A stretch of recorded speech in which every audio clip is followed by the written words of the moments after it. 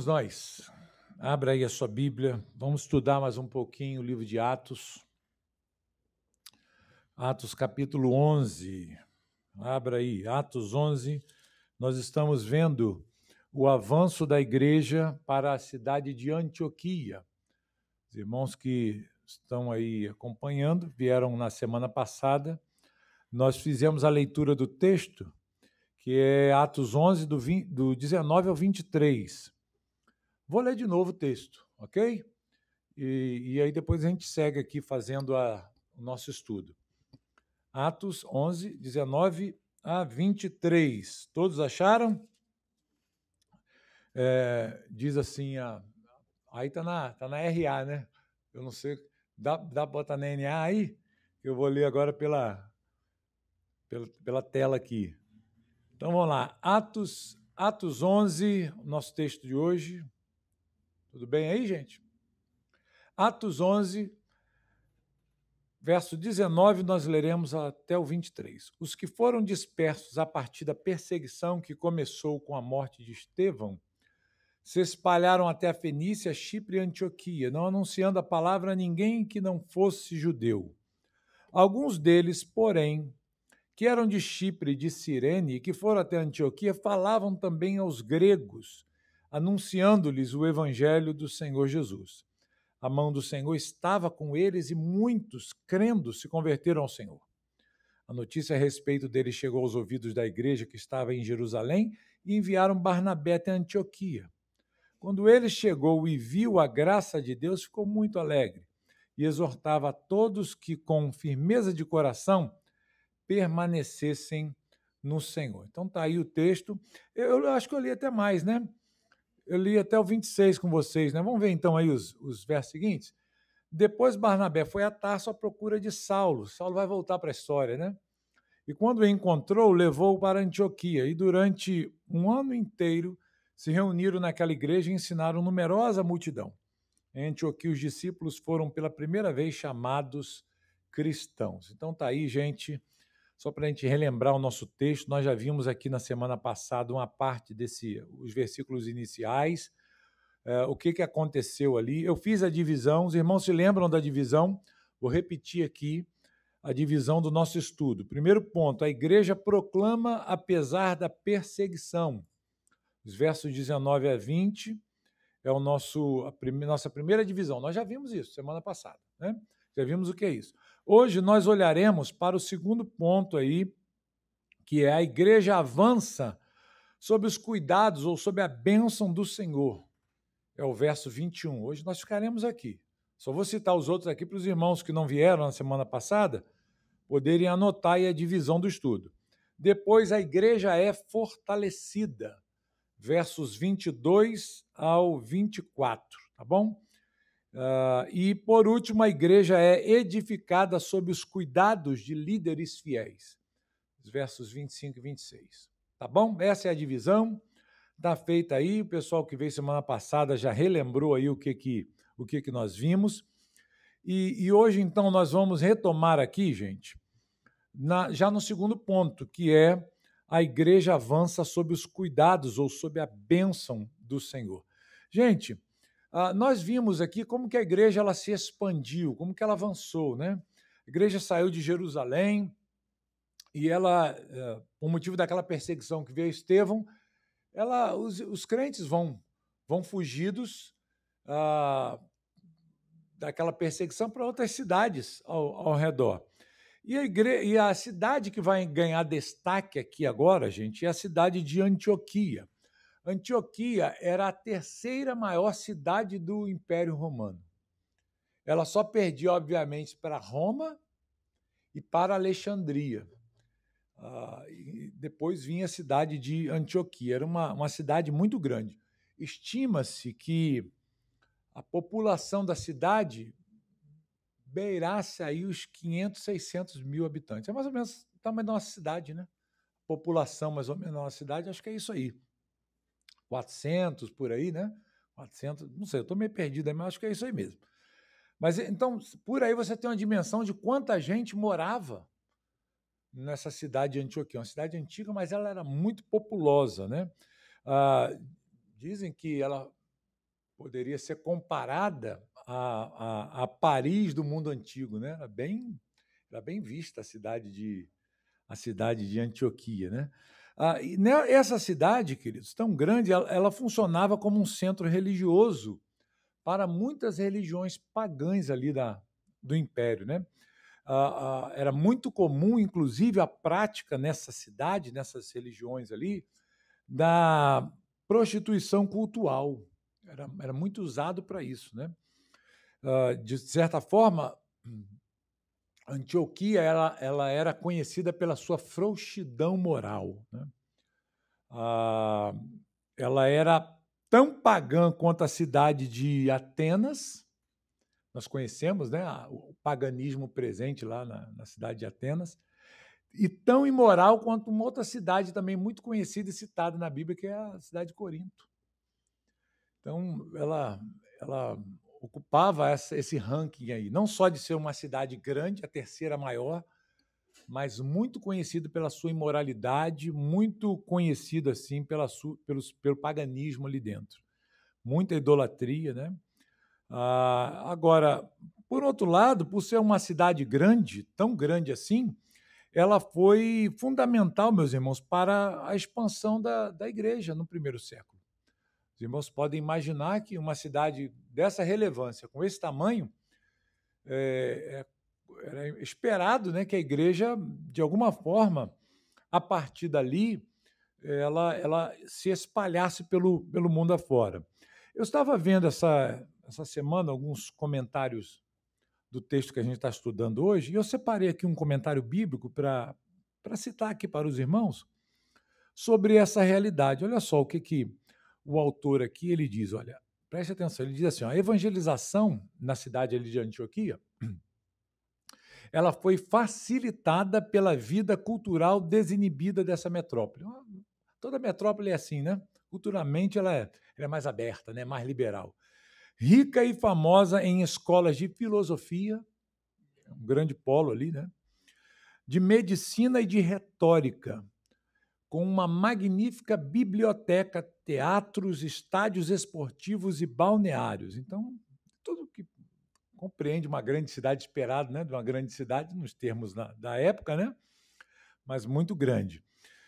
Então, isso foi um termo facilitador, porque há muitos recursos, né, muitas opções de você espalhar a fé. Mas, por outro lado, ele diz assim, que a evangelização era dificultada pela proverbial licenciosidade moral da população, com sua vida gentia degenerada.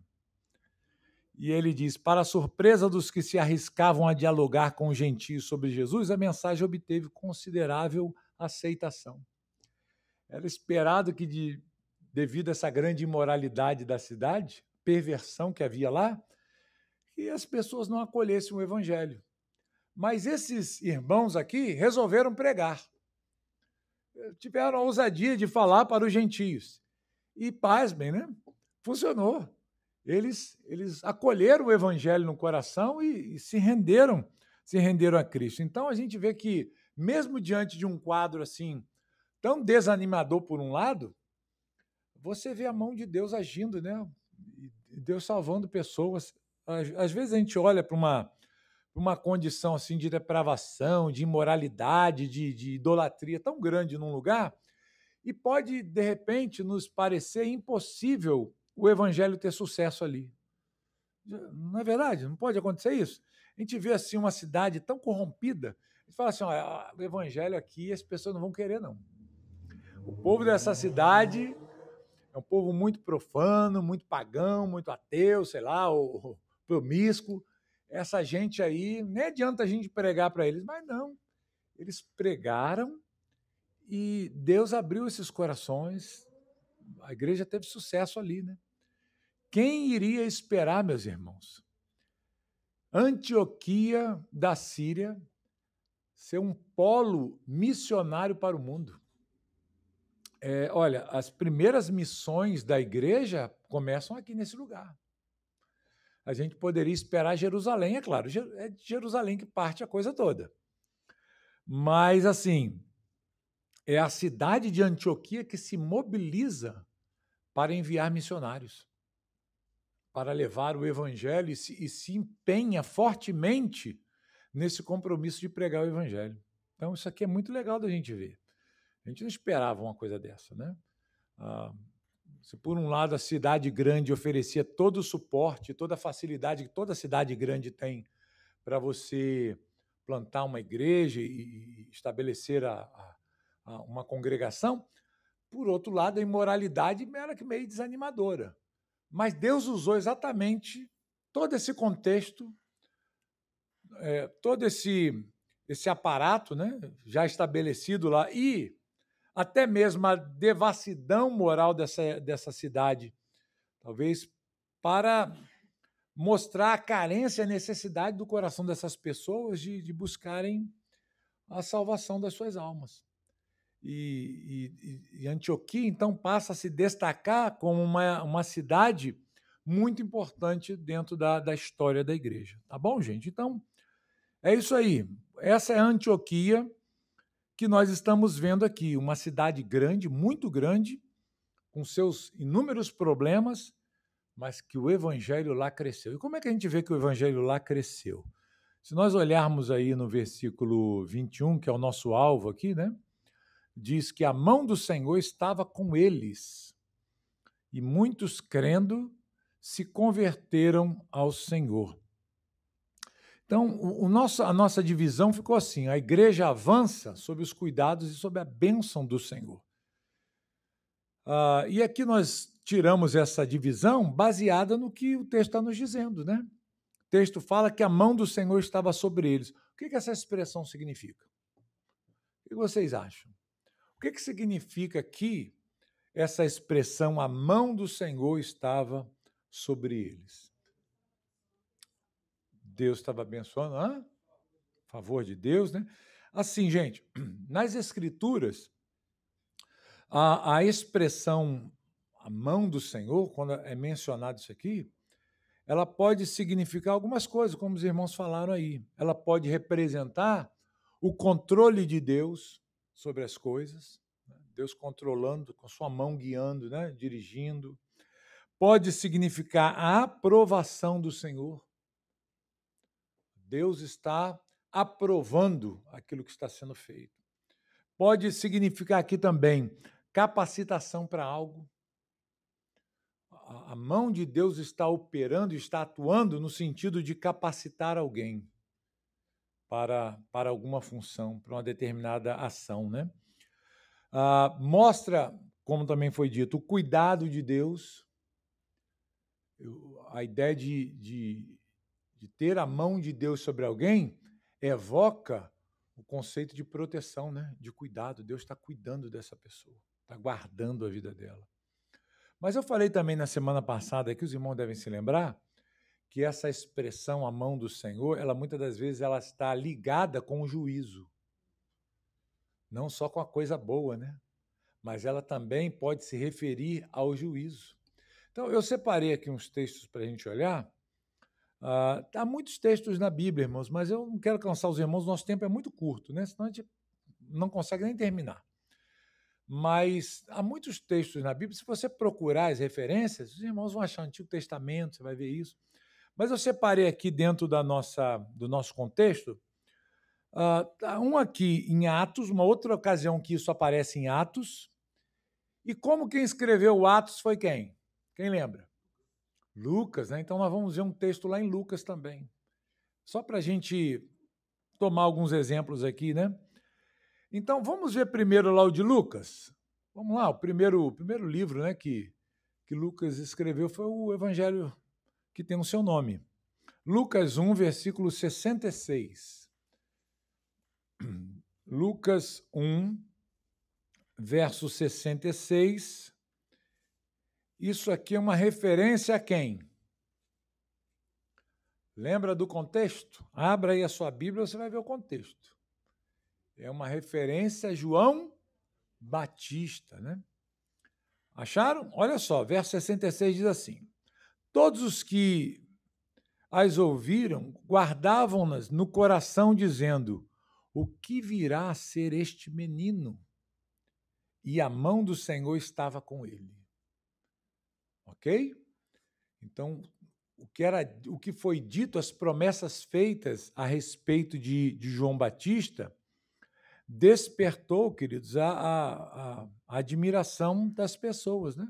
Quando João Batista lá, ou quando Zacarias, né, definiu qual seria o nome, né, estabeleceu o nome, ele vai se chamar João, né? E aí a língua dele pôde soltar. Tá lembrado da situação? Ele voltou a falar, né? E os vizinhos que viram isso falaram: meu Deus, alguma coisa diferente tem aí, né? Ficaram tomados de temor, né? E as pessoas, ao ouvirem esses relatos, elas, no coração delas, elas pensavam: o que será que vem através desse menino? É certo que esse menino não é um menino qualquer. É certo que esse menino, alguma coisa está reservada para nós através dele. Então, eles ficaram admirados, né? E aí diz o quê? O texto vai dizer que a mão do Senhor estava com ele. O que significa a mão do Senhor aqui sobre esse menino, sobre João Batista? Deus estava o quê? Deus estava o conduzindo, né? Deus estava o protegendo, o capacitando. Deus estava o preparando, né? Guardando a vida dele para que pudesse ser usado lá na frente como precursor do Messias. Então, tem esse sentido aqui. A mão do Senhor. Lucas usa essa expressão para mostrar essa realidade. Olha, Deus está abençoando a vida desse menino. Deus está capacitando esse menino com o agir da sua mão, com o seu poder sobre ele. Ok? Então, voltando lá para Atos, essa expressão vai aparecer de novo, lá em Atos. Lucas vai usar essa expressão mais uma vez. Nós já até passamos por esse texto uns anos atrás, quando nós pregamos as viagens missionárias de Paulo, lembra? Quem participou aqui da série expositiva deve se lembrar. Eu fiz uma série expositiva das viagens de Paulo, depois eu fiz uma segunda vez também, né? Nós fizemos 2 vezes, na verdade, essa série aqui. Uma, talvez há uns 7, 8 anos atrás, e a outra eu fiz, acho que uns 2 anos atrás, mais ou menos, eu trouxe só esse pedacinho ali.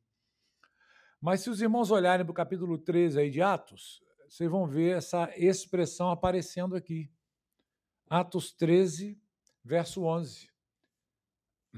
E a gente vai ler assim: eis que agora a mão do Senhor está contra você, e você ficará cego, não vendo o sol por algum tempo. No mesmo instante caiu sobre ele névoa e escuridão, e andando em círculos, procurava quem o guiasse pela mão.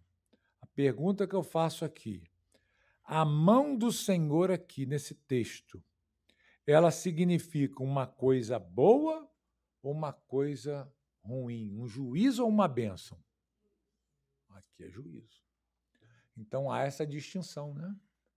A gente vê aqui no próprio evangelho, no próprio livro de Lucas, aqui, Atos, uma ocasião que ele menciona novamente a mão de Deus. Só que agora, a mão de Deus não está ali para abençoar. A mão de Deus está ali para punir, para derramar o juízo sobre Simão, né? É Simão aqui que está tratando, é isso? Deixa eu abrir o texto aqui, é isso mesmo, né? Que estava tentando, Elimas, é isso? Elimas, né? Que estava tentando desviar é a situação do procônsul, né? Estava tentando desviar lá ele de ouvir o que estava sendo pregado. E aí, Paulo, aborrecido, já falou: filho do diabo, né? Usou uma expressão até forte aqui, né? A mão de Deus vai cair sobre você vai ficar cego agora. E na mesma hora que aquele homem ficou cego, o que é isso? Juízo de Deus. Então, a expressão significa juízo aqui. Então, há situações na Bíblia que a gente vê a mão de Deus nesse sentido aí, de impor ou impingir um juízo. Ok, gente? Deu para entender aqui? Então, gente, no nosso texto aí, aparece também essa expressão. O texto vai nos dizer que a mão do Senhor estava sobre eles, né? A mão do Senhor estava ali sobre aqueles irmãos que pregavam ali na cidade de Antioquia para os gentios. Mas aqui, o que parece? Que é algo bom ou ruim? Bom, né? Com certeza. Aqui a gente está tratando de juízo. Então, portanto, aqui, a expressão mão do Senhor, meus irmãos, ela mostra duas coisas aqui. Ela tem dois sentidos aqui pretendidos, eu penso, por Lucas. Primeiro, mostrar que Deus estava aprovando a iniciativa evangelística daqueles irmãos. Porque isso até então era algo inusitado. Ninguém fazia isso. Nenhum judeu havia se atrevido, né? Teria se atrevido de alguma forma ou se disposto a falar de Jesus, anunciar o Messias para um estranho gentio. Talvez, na cabeça de um judeu mais conservador, isso poderia ser até uma blasfêmia. Meu Deus, eu vou pecar gravemente se eu falar para um gentio e trazê-lo para o Evangelho. Por quê? Porque ninguém nunca havia feito isso aqui, né, na cabeça desses irmãos. E poderia parecer isso aqui algo ofensivo, algo errado.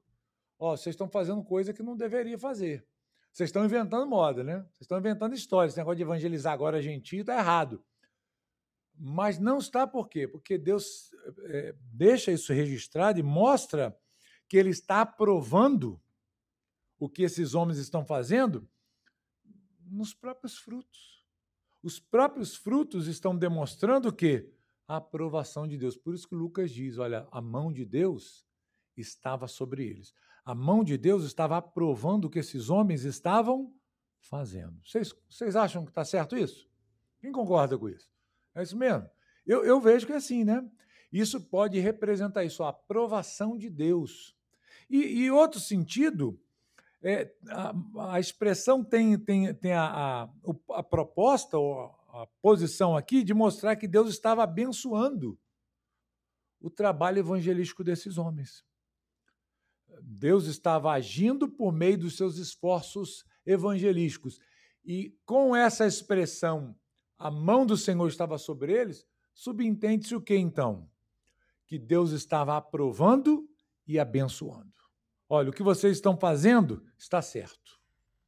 E a prova de que o que vocês estão fazendo é da minha vontade, a prova de que o que vocês estão realizando, a iniciativa que vocês estão tendo, é uma iniciativa boa, espiritual e correta, é que a minha mão está sobre vocês, abençoando o trabalho de vocês e salvando, alcançando essas pessoas que são gentios, né? São ímpios, estão se convertendo ao Senhor. Então, isso aqui é muito legal a gente ver, né, queridos? A gente percebe que a igreja está crescendo porque Deus está abençoando. Não, aparentemente não deveria, né? No lugar que eles estavam e da forma como estavam fazendo, tão inusitada, Deus não vai abençoar esse negócio aí. Talvez um judeu olhando de fora fazendo isso, fosse, vocês estão fazendo coisa errada. Se eu fosse vocês, eu não faria isso. Não vai dar certo, vai dar ruim, né? Isso é um problema. Mas não. Deus abençoou isso. E Lucas quer que isso fique bem claro aqui, gente, tá bom? Porque é a partir de Antioquia que a gente vai ver todo o avanço da igreja acontecendo. O que está acontecendo em Antioquia não foi um erro que foi contornado, né, e resolvido ali com algumas medidas administrativas da igreja. Não. O que está acontecendo aqui é obra de Deus, é plano de Deus. E é a partir dessa igreja aqui de Antioquia que a coisa vai se espalhar para o mundo, vai chegar até aqui, né? Até na gente. Bem, o texto vai dizer aqui que uma vez que a mão de Deus estava sobre eles, essas pessoas então creram e se converteram. E muitos crendo se converteram ao Senhor. Isso aqui é importante da gente olhar, queridos, porque, irmãos, a regeneração ela precede a nossa fé. Quem é que dá a fé no nosso coração? É o próprio Deus. Deus regenera o coração do homem e implanta em seu coração a fé. A fé, ela precede, por sua vez, a conversão. que é converter-se? É essa mudança de atitude, de posição, de mentalidade, a partir de um ponto em que você descobre a verdade. Né?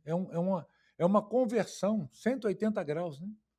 Você está indo numa direção e aí você, de repente, se volta ao contrário e passa a caminhar na direção oposta, de onde você estava vindo. Então, isso é que é conversão, é você ter essa mudança de rumo, de atitude, e isso só acontece, meus irmãos, porque, primeiramente, alguma coisa aconteceu dentro do homem. Ok? Primeiro, Deus regenera o coração do homem, coloca a fé nesse coração, e porque a pessoa recebeu fé ouvindo o evangelho, então agora ela se converte. Agora, a conversão implica em mudança de vida. Vocês concordam? A conversão, ela exige isso. Não dá para eu converter e continuar indo para o mesmo lugar. Não dá para eu dizer, eu me converti e continuo fazendo as mesmas coisas, né? Então, não é possível isso aqui. E o que está acontecendo nessa cidade é uma mudança radical na vida desses gentios aqui, desses gregos. Pergunta é, por que eles se converteram? Qual é a razão da conversão desses homens?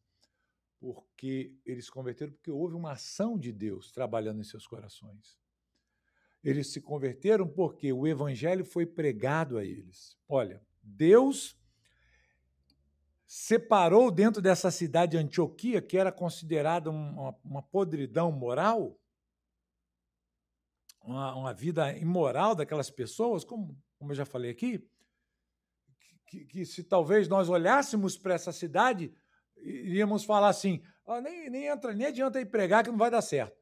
Deus separou nessa cidade um povo, regenerou esses corações, e quando eles ouviram a mensagem do evangelho, o Senhor regenerou o coração deles, deu fé a eles e os fez caminhar numa nova vida. Né? Mudou a disposição do coração deles, porque eles ouviram a palavra de Deus.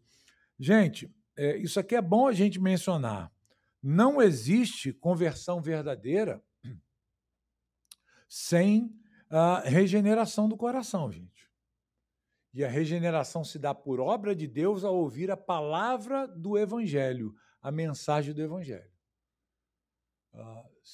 Se não é pregado o Evangelho, não há conversão. Eu me converti, tá?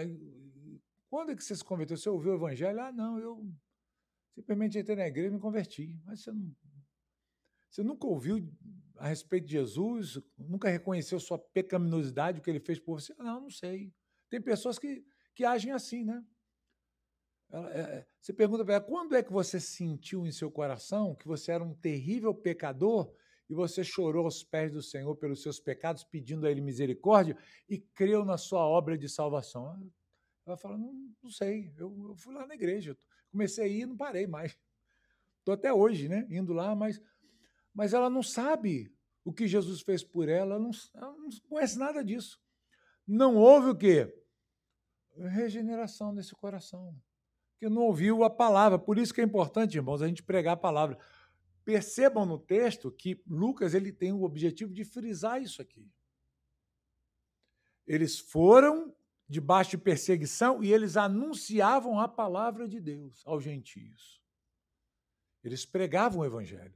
É na pregação do evangelho que a bênção de Deus vem, e ao ouvir o evangelho, nesse momento, né, que a gente, às vezes, é difícil a gente fracionar, né, o tempo em que essas coisas acontecem, até uma discussão teológica sobre o que vem primeiro, né, fé ou regeneração, toda essa polêmica na teologia aí.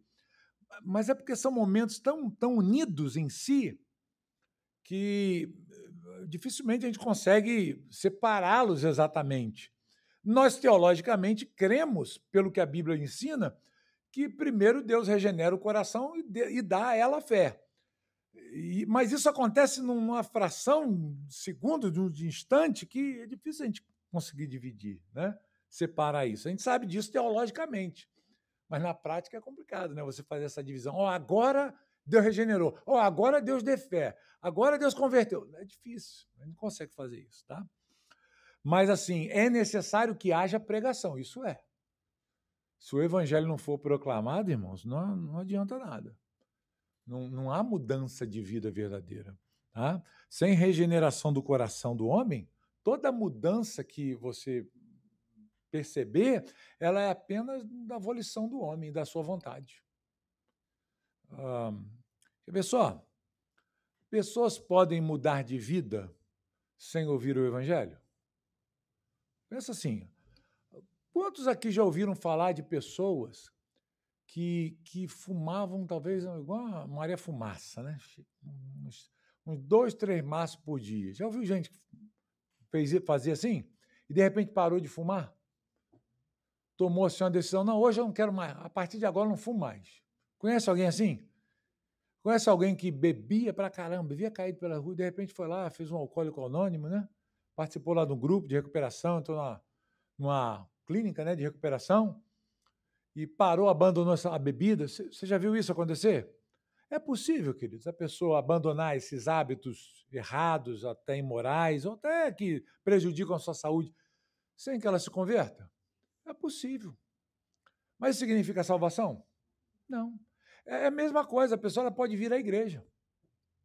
Ela pode vir, vou lá participar, hoje é domingo, né? Tem que ir lá na igreja, vou lá ouvir a palavra, vou lá cantar um pouquinho, ver os irmãos. E ela pode estar na igreja e nunca ter sido convertida. Ela parou de ir, talvez, lá para o bar e passou a vir para a igreja. Mas o seu coração ainda não foi transformado, não foi regenerado. Porque se não houver, queridos, essa ação de Deus no coração do homem, vai ser só uma mudança externa e não interna. Então, essa conversão ela acontece de dentro para fora. Ok? Por isso é muito errado a gente querer impor sobre as pessoas costumes que são próprias de uma vida regenerada à força. Você vai ter que agora usar essa roupa e fazer assim, falar assim. E a pessoa ela ainda não foi transformada. E a gente veste nela uma roupa de crente, né? Será que existe isso? Uma pele de ovelha nela, né? É um lobo ainda. E aí depois a gente fica espantado. Como é que pode? Essa pessoa desviou. Meu Deus! Uma das coisas que mais acontece hoje. Quer falar, irmão? Não. Aqui no capítulo 23, no versículo 23, o qual, quando chegou e viu a graça de Deus, se alegrou e exortou a todos que permanecessem no Senhor com propósito de coração. O propósito, algumas versões, diz firmeza, né, de coração. Essa firmeza, ela está ligada ao momento da... É a perseverança, né? A perseverança. Firmeza no coração, se não arder no coração do cristão de perseverar e de evangelizar, algo, né, assim... assim, irmãos, nós vamos estar sempre sendo afetados pela influência do pecado, né? Mas a diferença não é que o crente ele não peca mais e não sente mais assim atacado pelas coisas desse mundo. Mas a diferença é que não está mais na sua natureza essas coisas. Ele pode ser tentado, mas ele pode até cair no pecado. Mas ele se sente tão mal, ele se sente tão imundo diante de Deus, tão sujo diante de Deus, ele sente que o que ele fez foi tão ofensivo a Deus que ele se enoja diante do próprio Senhor. Fala, Deus, tem misericórdia de mim. Senhor, como que eu pude agir dessa forma, tendo sido lavado pelo teu sangue, e o Senhor tendo dado a sua vida para morrer por mim, e eu ter negado o seu nome, ter ofendido o Senhor com essas coisas que eu fiz, de maneira assim tão terrível. E, enfim, o crente, ele assim se sente. Ele pode cair no pecado, no erro, mas ele não se sente bem no pecado. Já o ímpio, não. O falso crente, ele vai ser afetado pelo pecado porque ele está nisso. Ele está controlado pela cerca da religião. Ele está controlado, ok? Imagina assim, o porquinho preso assim na gradezinha, no gramadinho, a cerquinha branquinha, bonitinha, em volta dele, e tá lá os porquinhos, tudo reunido ali. E lá do lado de fora tá a lama, tá a imundícia, tá a sujeirada, o chiqueiro, tudo sujo. Mas ele tá ali. Enquanto ele tá no cercadinho ali dele, ele tá olhando lá para fora, fala, deve ser legal lá, né? Ah, mas aqui é bacaninha, tem uns amiguinhos aqui, a gente vai ficando aqui, tá? Não vamos para lá não, hein? Vamos ficar aqui mesmo. Mas ele tá lá olhando, né? A pocinha de lama. Ele tá olhando lá a comida que ele gosta de comer. Mas ele está ali sendo dominado, cercado ali, protegido pela cerca da religião, do olhar do pastor, da vigilância do irmão, que está ali, estou te vendo, hein? Onde você está indo, hein? Estou fiscalizando você aqui na rede social, o que você está falando, fazendo, onde você está indo. Estou te vendo, hein? Tá? Então, isso acontece, não acontece? Então, o irmão está lá. Aí ele está assim, não, cara, não posso dar bobeira, né? Não posso vacilar, porque o pastor vai ver, o diácono vai ver. Só que, irmãos, fora das vistas, ou quando você tira a cerquinha, o que acontece com o porquinho? Para onde que o porquinho, baby, o porquinho vai correr? Ele vai correr para a loja de perfume. Vim aqui comprar um perfume novo. Para onde que ele vai correr, gente? Vai correr para a lama, para a imundície. Por quê? Porque a cerca foi tirada. E ele vai estar lá na lama, ele vai estar, que vida boa, vamos fazer churrasco aqui, né? Vamos, vem, vamos.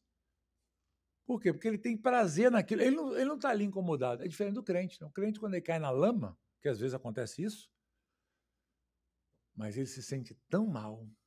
Né? Ele, meu Deus, que vergonha. Não é porque por si mesmo, mas pela ofensa feita a Deus. Ele envergonha teu nome, Senhor. Quantas pessoas. Eu posso ter sido um motivo de escândalo. Eu feri o meu Senhor. Eu pequei contra o meu Senhor. Então, assim, é muito diferente, gente. Se não houver regeneração, conversão verdadeira também não existe. Não é? A conversão verdadeira não muda apenas o exterior. O exterior é mudado, sim, claro. Não adianta, vai mudar. Às vezes demora um pouquinho, mas muda, né? Mas tentar mudar de fora para dentro, impondo regras, leis, usos e costumes, você tem que fazer assim. Não dá certo. Não dá certo. É a cerquinha. Lembra sempre da cerquinha. Então, quando você vê alguém que desvia assim, né? E vai para o mundo do pecado e tá feliz. Você pensa que o irmão, né? Tá triste. Meu Deus, o irmão caiu. Foi para o mundo, afastou da igreja. Deve estar triste. Aí você vai lá conversar com ele, né? Vai procurar, porque esse é o papel da igreja, né? Vou lá procurar o irmão, vou conversar com ele, meu Deus. E ele vira para você, para sua surpresa, e diz, daqui tá tudo bom, agora é isso mesmo que eu quero. Agora eu estou feliz agora. Agora, aconteceu isso esses dias, né? Um camarada aí que era conhecido aí na mídia aí do como é que diz? O stand-up gospel, né? Tem isso aí também, né? Ele desviou e falou assim, crente, quem tem Jesus não é feliz nada. Jesus não traz felicidade para ninguém. Teve isso aí um tempo atrás, aí um abençoado, né? O cara é ímpio, perverso, filho do diabo. E aí as pessoas ficaram escandalizadas. Meu Deus, olha só o cara. Como é que ele desviou? Não, ele está feliz da vida, irmão. É ímpio mesmo. Choca a gente? Choca no primeiro momento, que a gente pensa, puxa vida, isso aqui ia para a igreja comigo, estava lá no meu lado na igreja, no culto, adorando a Deus comigo, feliz da vida, cantando, e de repente está nessa situação, aí você vai conversar com a pessoa, pensa que ela está triste, né? Afetada pelo seu pecado, mas não que nada, agora é que eu tenho vida, agora eu quero aproveitar tudo, agora que eu vou curtir mesmo.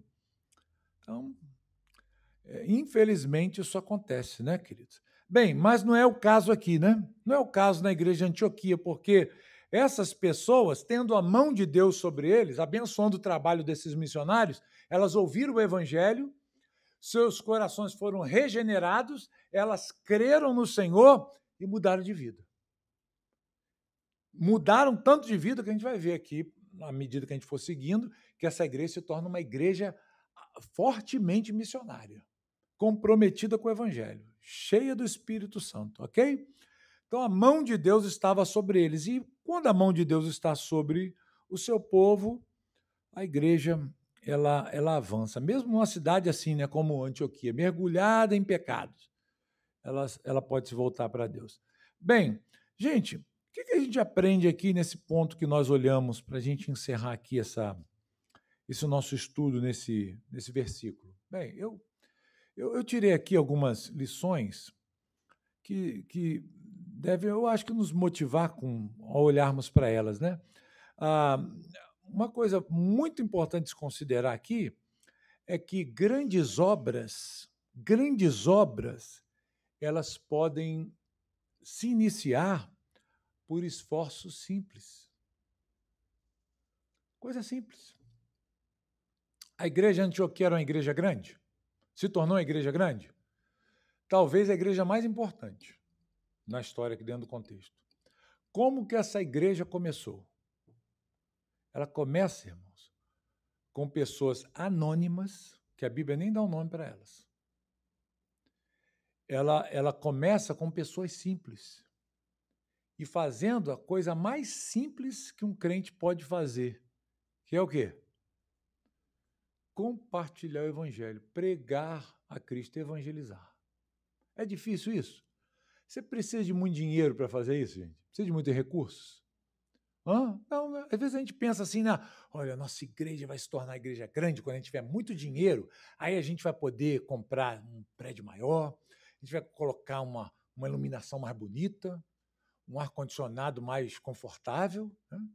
A gente vai preparar um ambiente mais favorável para que as pessoas sejam atraídas, e com muito dinheiro no caixa a gente pode fazer tanta coisa e realizar tantas coisas, se tornar tão relevante.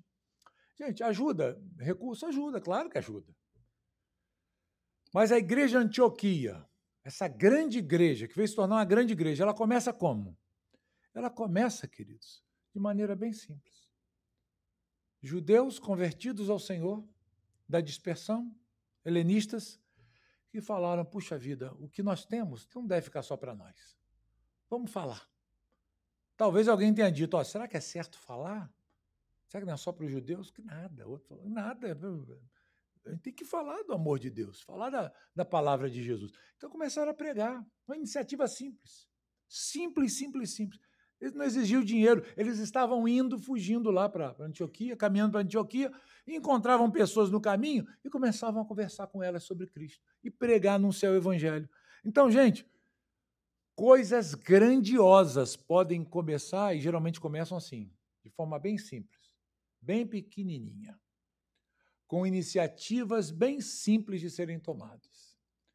Então, se não houver, queridos, pregação do Evangelho, se não houver em nós, se você sair daqui hoje sem ter um desejo profundo de levar o Evangelho e comprometido em levar o Evangelho para seus amigos, seus familiares, seus vizinhos ou desconhecidos na rua, não espere que muitas pessoas se convertam através de você, não.